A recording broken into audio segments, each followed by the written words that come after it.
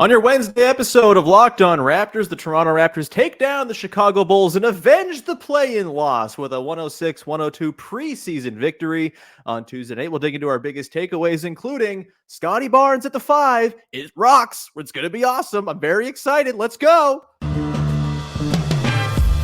You are Locked On Raptors, your daily Toronto Raptors podcast, part of the Locked On Podcast Network, your team every day.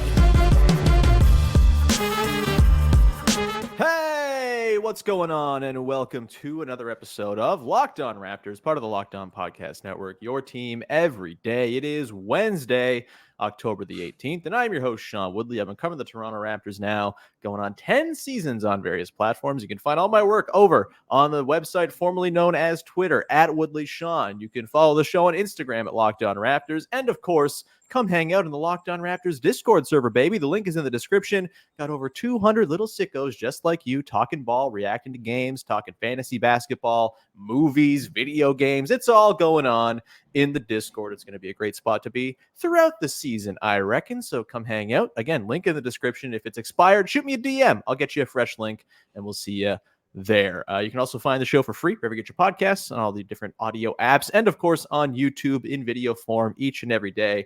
Just hit the big red subscribe button, or whatever color the button is these days on your browser of choice, and you will get those fresh episodes, notifications if you want them, of when they go live, so you never miss an episode. All right. On today's show, we are breaking down a 106-102 preseason win over the Chicago Bulls in a game that looked kind of regular season-y, at least for most of it. Obviously, you get the kind of bench guys in for the close of the game, but something of a dress rehearsal, it would seem, for both of these teams, starters playing around 30 minutes each. And a lot of, I think, pretty interesting little nuggets to pull from this game. And here to pull said nuggets is our pal, Katie Heindl from Basketball Feelings from Dime. Katie, what the hell's going on? Not much, man. It did look like, okay, to my memory, like my traditionalist Raptors memory, it felt like a preseason game, but then I realized about halfway through, no, this is what the team's going to look like this year. So I think it was like a nice dress rehearsal, maybe even for fans to settle into the Raptors experience. Yeah, I think a lot of the stuff we saw in this game is stuff we're going to see implemented in the regular season. Obviously, no Jakob Poeltl. That's a pretty big absence. And so, the shape of the team will look very different once he's in the lineup again, hopefully very soon. Get well soon, Yak. But yeah, let's just kind of dive in, Katie. Let's just jump head first into the takes, shall we? We'll get into your biggest takeaway from the game in segment number 2. We'll dive into mine off the top. And for me, Katie, the thing I came away from this game just extremely excited about was all of the Scottie Barnes at center on offense action that we saw, and defense too, but in particular, a ton of actions in this game where Scottie's the screener, he's rolling and then making stuff happen, whether it's scoring, whether it's spraying out passes.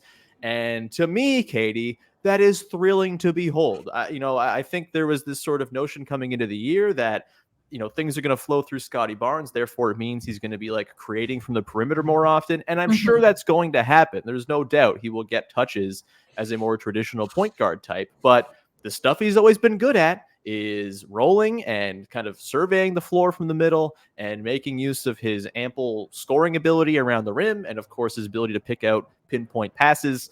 And that was on full display last night. 22 points for Scottie in this one, 6 boards, 3 assists, 2 steals, and 4 blocks as well, as an excellent anchor and rim protector for the defense when he was in there. Katie, what were your thoughts on the Scottie Barnes at 5 experiment last night? And do you think the revolution is coming where we're going to see a whole lot of this coming season? I liked it. I thought he looked really athletic. I thought his decision making and response time was really on point and fairly sharp. I think a little bit sharper than what we saw certainly last season. Generally, I feel like he looked like he was empowered, in that position. And that was also something I think was missing last season. And it was something that was very nice to see for him. I certainly think, to your point, it opens up a lot of promise in terms of not just the lineup, but kind of the shape of the team to come this year. Small sample size, For sure. against Preseason sample size. a team that's like not huge. Mm-hmm. So I think, Scottie at the 5 he'll have his challenges. I'd like to see how he kind of stacks up there against some bigger teams. Mm-hmm. Especially because no one was really, up around the glass too much last night. But yeah, I thought it looked good. I thought it was nice to see him kind of being utilized in this way that seemed like it was a good fit for both sides. Whereas, I was thinking back to last season where there were times where he just looked a bit lost and kind of discouraged.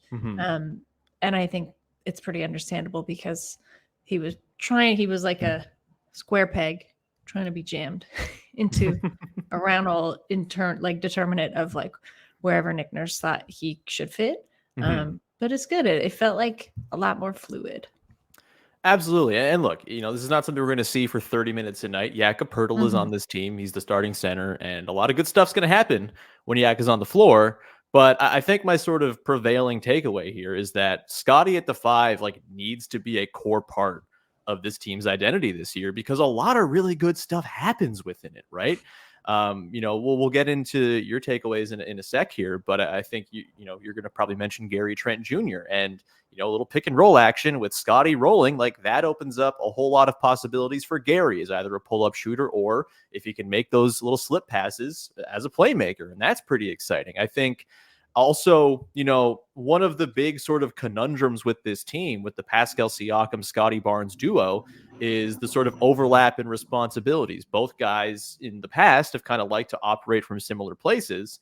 But if you can have a lot of lineups where Scottie's operating as like a dive man and Pascal's doing his perimeter creation thing, all of a sudden you kind of really free yourself of a lot of those overlap issues. And in fact, create a situation where both guys really complement one another. And I think, Katie, lineups where Pascal is sort of the lead ball handler with Scottie as the center, those are going to be kind of magical for the Raptors this year. Those guys plus shooting could be really, really fun and really effective, especially if you're going to see Scottie play defense the way he did in this one, right? Where, I know it's a preseason game, but one of the more sort of disruptive defensive games I think we've ever seen from him. 4 blocks, 2 steals, really kind of commanding the middle of the floor as well. And, there were stretches in this game where, I think the Thad Young at center thing is a nice idea for stretches. I think that's where he's best, but you can see the rim protection's not there with him. Scottie can give you that. And I think if you can kind of funnel minutes towards, Grady Dick or Precious Achiuwa or Jalen McDaniels instead of Thad Young, and have Scottie kind of become like a second unit center for you, you're really going to maximize a lot of the dudes on this team. And if he can hold up defensively for those stretches, then I don't think there's any reason not to do it. And last night was super promising there. What do you think this means though for, look, they're not going to change the way they're going to roll their rotations out based on one preseason game or a couple of nice games of Scottie rolling. But what do you imagine the sort of balance of Yak playing with Scottie Barnes is going to be this season? Do you think that's something we could see? Yeah, they'll start games together, maybe close games together, but in the middle part of the game, do you see those guys maybe kind of staggering and kind of being off the floor when the other one is on, just to kind of give each guy their own space to operate in the places where they operate best? First, I want to push back and say it's great to see Thad playing in the rotation again, where he was shut down for the last 14 games. Sure. Of last season. I actually think, this goes back to what I said before about Scottie looking empowered in the lineup. I think that did too. Obviously, you're missing Poeltl size. I think to a degree, you're also still missing Precious's size 100%. up there. And, Thad maybe he's not going to give you that, but I thought Thad looked good. So let's not. He does do. Look, I love Thad. Let's not discount the man. If he's going to play as a small ball 5 for stretches, I'm in. I think it's cool, but I would rather Scottie do it. I also think I'd rather almost see Yak and Scottie play together. I'm very curious to what that looked like if you want kind of an outsized lineup. I think that would be an interesting one to throw out there. Why not? To your point, yeah, sure. I think if you want to do this kind of boomerang thing where you have them starting together and then have them alternating in the second and the third, that works too. gives you pretty decent spacing throughout. I don't know. I'd have to see more to say like, okay, are things gonna look pretty clogged up under the basket? If you have that kind of going, but I don't know, man. I just kind of blanked on what Jakob Poeltl looks like. Play basketball.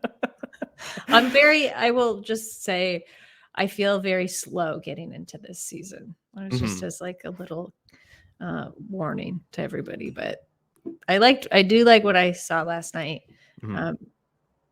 I guess a part of me also still wants Scottie to have the freedom not to go fully positionless, because last night for a minute I did panic and was like, wait a second, like if Malachi's like not quite there still, maybe ever, and Schroeder is out, like are they gonna play Scottie? Like, is this gonna rub Scottie into playing point? And I was like, okay, that could work. But then I panicked a little bit because I was like, I don't necessarily want to see him there as much. But I do want Scottie to be able to stretch his wings a bit. For sure. And like me saying that the Scottie at 5 revolution is here is not me saying he should play all of his minutes as a center. I don't want that to come across. As it turns out, like having different ways you can play is a nice thing to have and will be, I think, a refreshing change of pace from last year, where they basically had one way to do things, and by the end of the season, maybe 1.5 ways to do things. But yeah, the Yak Scottie thing I think is going to be a fascinating subplot to watch. Just kind of how much do they share the floor? What's it look like when they do? What's it look like when they don't? And they can kind of sprinkle in more shooting. Because like I think you saw last night in those lineups, Scottie at the 5 was shooting around him, Grady Dick, Gary Trent Jr., even Malachi Flynn. There's a lot of space for him to operate and kind of do the things he does best. It's exciting to me. We love Scottie at the 5. We will continue on and dive into Katie's big takeaway from this game coming up on the other side. We love that sweet, sweet ball movement, don't we, Katie? We'll talk about it coming up in just 1 second. But first, got to tell you, better friends over at Bird Dogs, who make the most comfortable shorts you're ever going to wear. I got to tell you, I was a little skeptical. Oh, Bird Dogs coming in as a sponsor. They've got this super comfortable line of clothing. And okay, they all say they're very comfortable. No, Bird Dogs are literally the most comfortable pairs of shorts I've ever worn. I have pairs here. I've given pairs to my dad. They're his favorite shorts as well. My dad is currently at home recovering from COVID. I hope he's okay. Get well soon, Dad. But I know he's lounging around in his Bird Dogs because they're the most comfortable way to be at home. I lounge around in mine all the time at the end of the day. They're wonderfully comfortable. They're fit for any occasion. You can lounge. You can go out to the bar. You can go play a golf round. You can go to the gym, and they're going to be fit for the occasion no matter what. They have anti-stink sweat-waking fabric as well. It keeps you cool and dry all day. They have an inside comfort lining that's sewn into the seams of every single pair of shorts they have as well, neutralizing the need for underwear, which is just an absolute revelation. The future is here. Go to birddogs.com/LockedOnNBA right now, or enter the promo code LockedOnNBA at checkout for a free Bird Dogs water bottle when you go make your first order. That's birddogs.com/LockedOnNBA for a free water bottle at checkout. You won't want to take your Bird Dogs off. We promise you. All right, we continue on here. Katie Heindl from Dime Basketball Feelings here for your first listen of the day. Everyone, please go and check out previous episodes this week. Yesterday, Vivek, Jacob, and I had a great time coming up with fun lineup combinations that this team might be able to roll out. It was a great time just pulling names out of a hat and saying, hey, throw them out. That could be fun. Great show. Katie, your takeaway. What was your biggest takeaway from the preseason victory over the Chicago Bulls? My first takeaway is how jarring it is to hear you advocate for people not to wear underwear this early in the morning. Fair. But also supportive of a shorts sponsor, clearly. Yes, as the genius inventor, of course. They've come a long way since I invented shorts.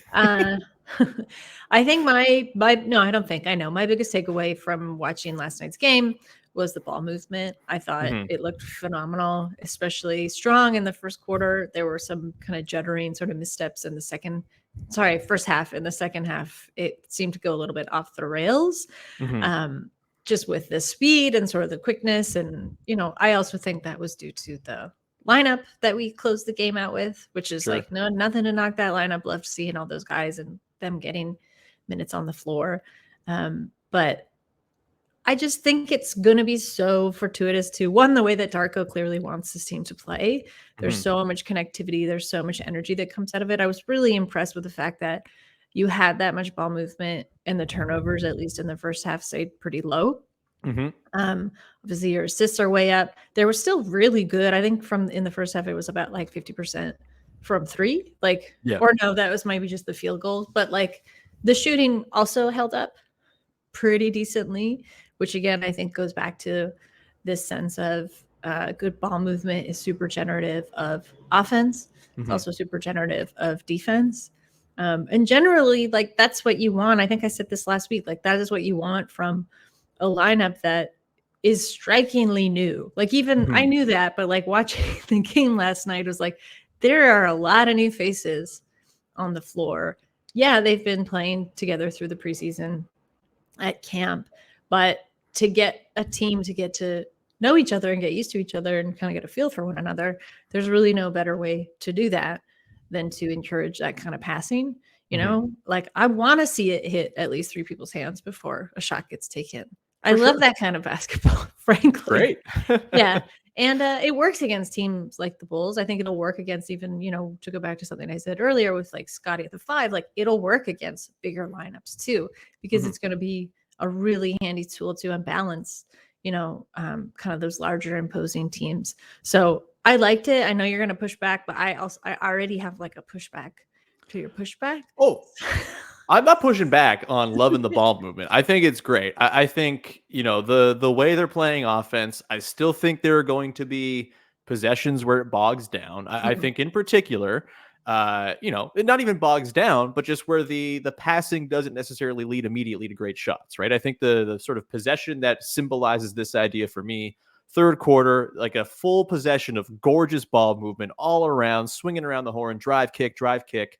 And it ends up with Pascal Siakam leaving a very beautiful dump-off pass to Thad Young, and then the shot clock expires, and they don't get points out of it. I think there will be a lot of possessions like that, where it looks really nice, the process is there, and they just don't quite generate great looks because a lot of their guys are just not the most adept at creating advantages on their own, but passing begets more advantages, and eventually, as the possession progresses, you're going to get better looks, and you would hope that there's some refinement of sort of the timing of it all going forward here. But in general, I mean, even if their half-court offense is worse this season on like a per possession basis, I think it's going to be way more interesting and fun to watch because they're not going to get sort of goaded into these prolonged backdowns and ISOs where they're just kind of hoping they can get a good look from an individual's self-creation. Instead, it's going to be more of all right, let's move the ball and see if we can create something out of this sort of initial action and not have this bogged down into nasty offense. So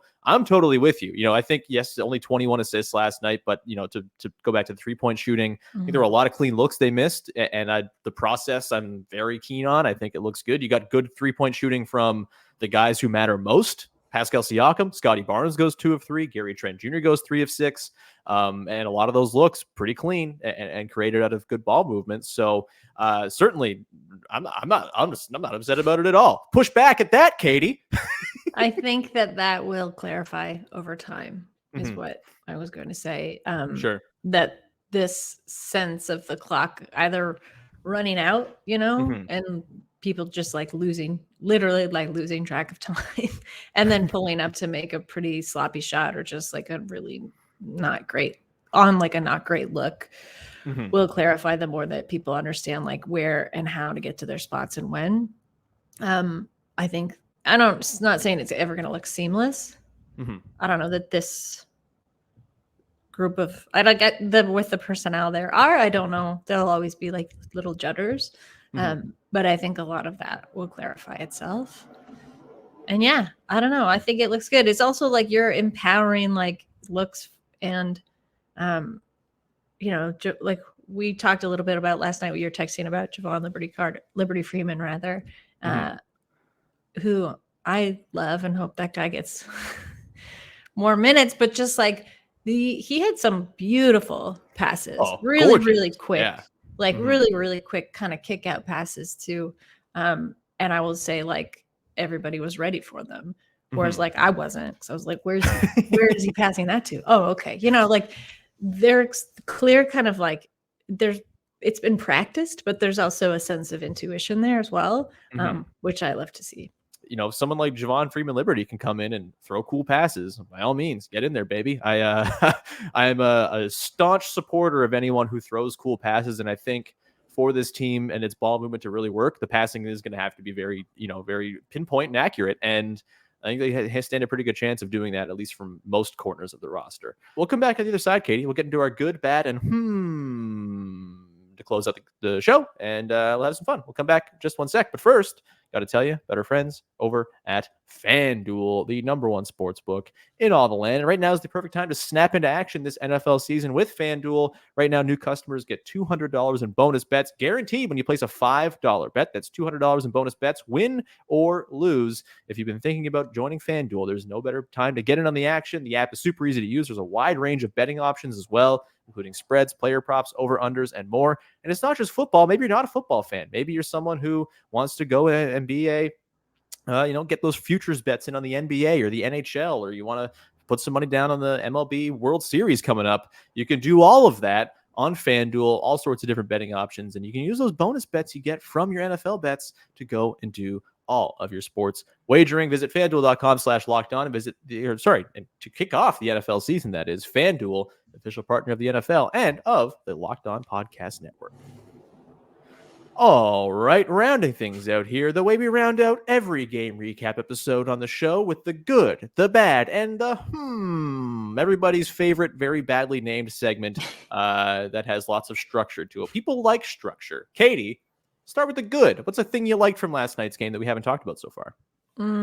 Gary. Yeah, we haven't. Okay. I totally forgot to mention Gary in my ball movement spiel, which he was like the reason for it, because throughout the first half, I think Gary is someone we also, I think, yes, this was like his inclination when he got to the Raptors. He was more of like a shoot first kind of player.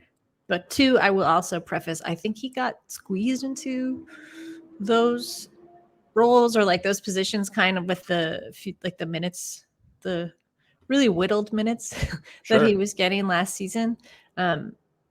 So, and I mean, like after Gary's been like everything from like called out for not playing defense and then like steps up and plays defense and like really throws his body on the line to do it. And then like doesn't really have much to show for it. And last season's team, I'm really for the fact that he kind of like, it seems like he's much better at reading what the team needs and doing what is asked of him, especially, with these kind of shifting lineups. And to just see him like get the ball and then immediately make a smart pass with it for like somebody to take the better shot. Whereas like, yeah, maybe he has a look, but it might not be the best look.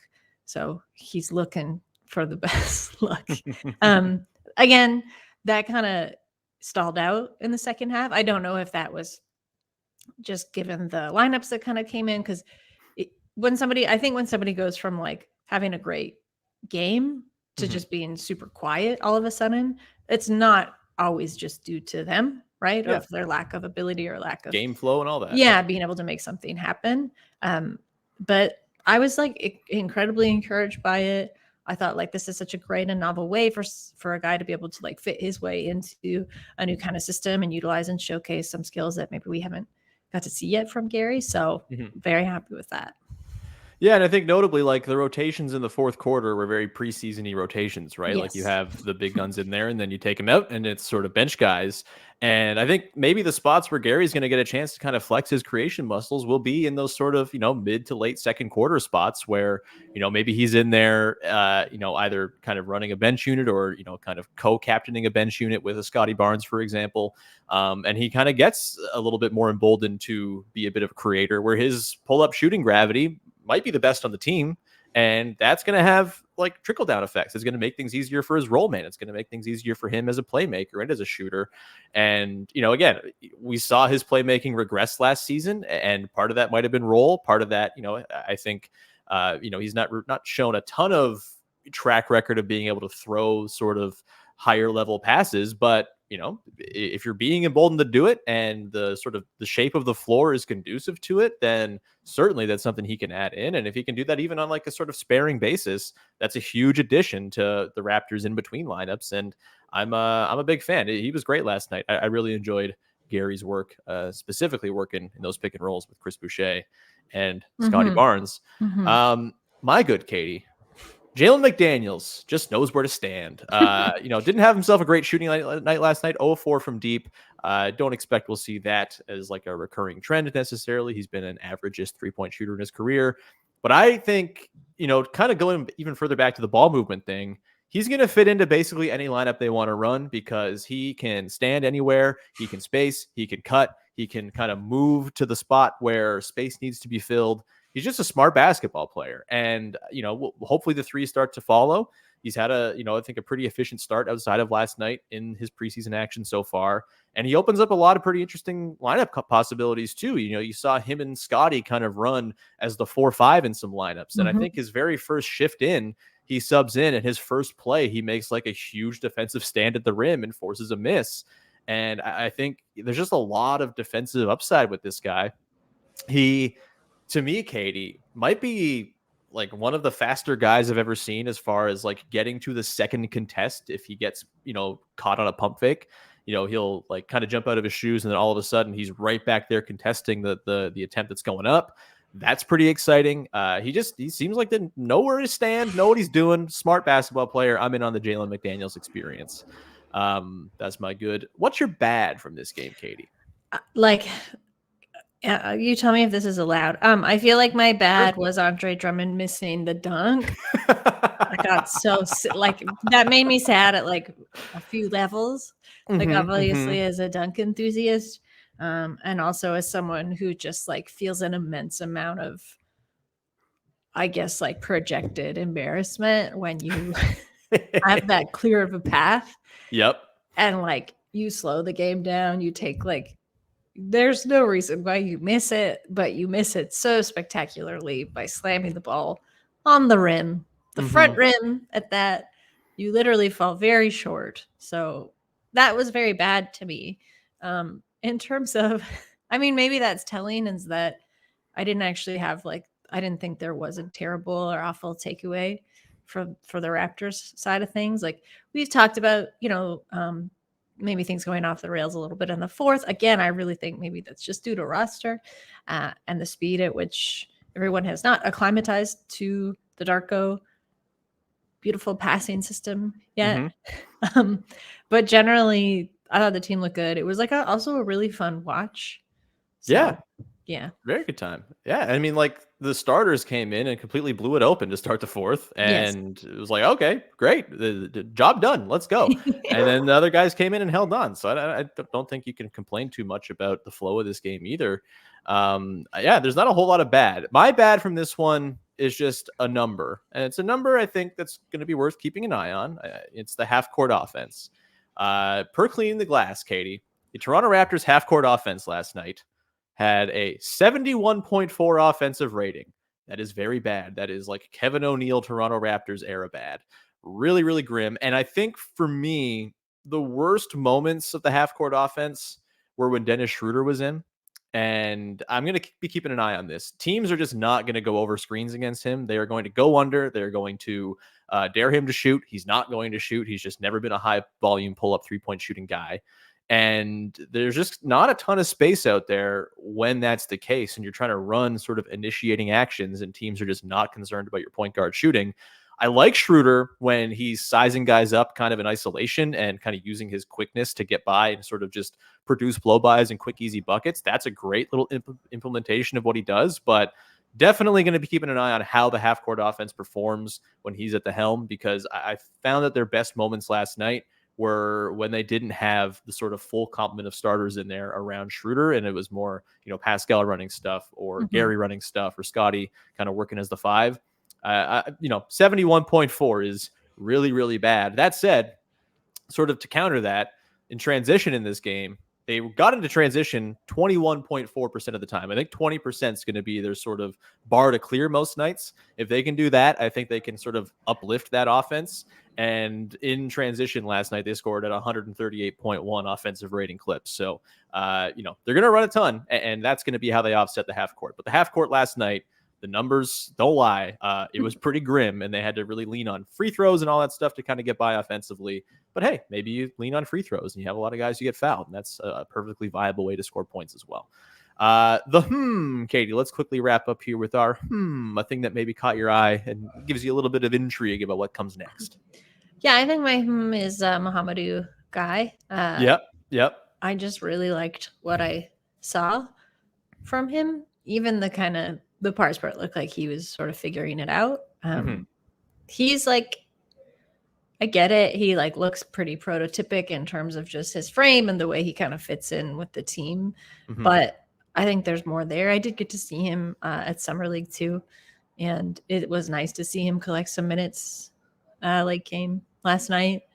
Generally just like a bit nervous for him because he's so, we're not talking like Wembanyama, like skinny legs, but like really slim build, right? Like obviously does remind me of an early kind of Chris Boucher.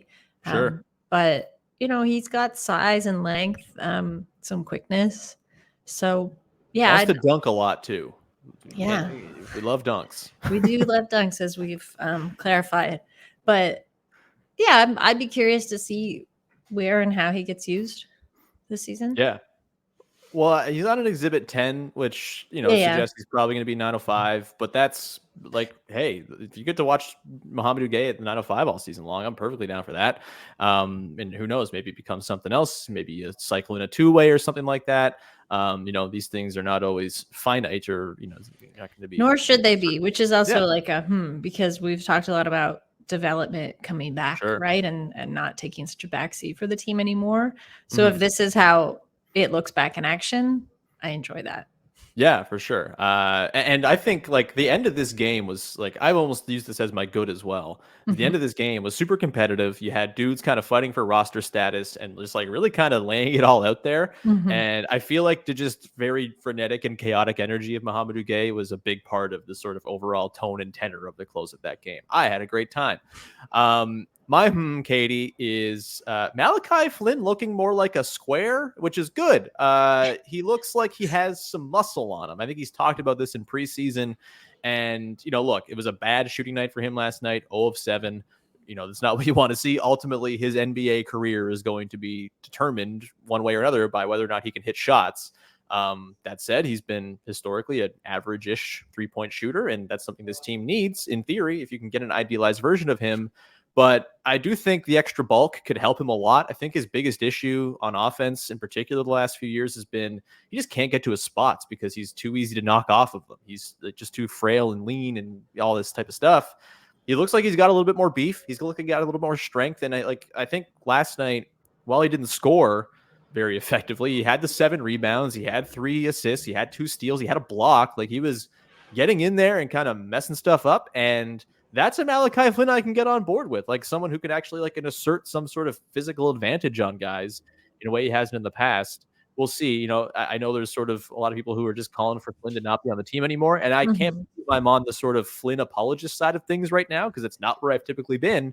But I think he's shown a little bit here in the preseason to suggest that there might be some different stuff going on with him this year. Team also really needs him.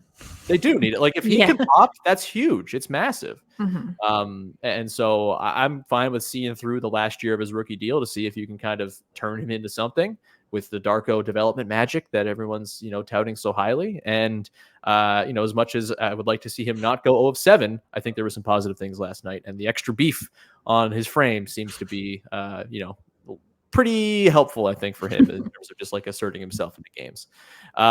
Katie, I'll stop talking about beef. We'll wrap up the show. Do you have anything you want to promote for the good people out there? Yeah, I'll say that I had Sean Yu on the Basketball Feelings podcast this week. So Sean, if you don't know him, he's a producer. He was a producer at ESPN, The Ringer. Now he works for Wave Sports and Entertainment as senior creative. That might not mean anything to you, but he does work on the podcast Pete Show with Paul George.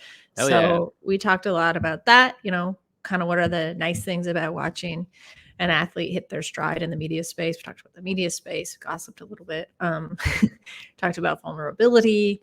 Yeah, I really like Sean. He's super smart, fun, nice guy. So you can listen to that at basketballfeelings.com. If you're a subscriber. Noble name as well. Yeah, very noble name. Yeah, be a subscriber to Basketball Feelings. Paid subscriber over here. I love it. It's worth every penny.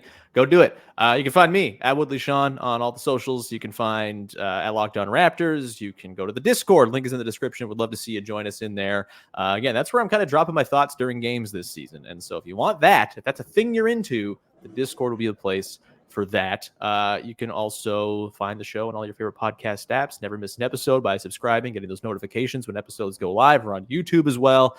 And with that, we will leave it there. We'll be back again on Thursday to talk about TBD. We'll see what comes out of practice and stuff today and the sort of responses to the preseason game, and we'll craft some topics. But later this week on Friday, we have the first part of our over-under spectacular with Vivek and Sahal. Of course, the annual grand tradition. We'll have part 1 Friday, part 2 Monday. Very excited about that. And in the meantime, that's where you so much for hanging out. Turn into a maniac, right? Yeah. I'm a tyrant. I've also never won, and so I'm getting more and more angry by the year as it goes on. But yeah, you have that to look forward to Friday. In the meantime, have yourself a great day. We'll talk to you soon. Thanks for hanging. Bye-bye.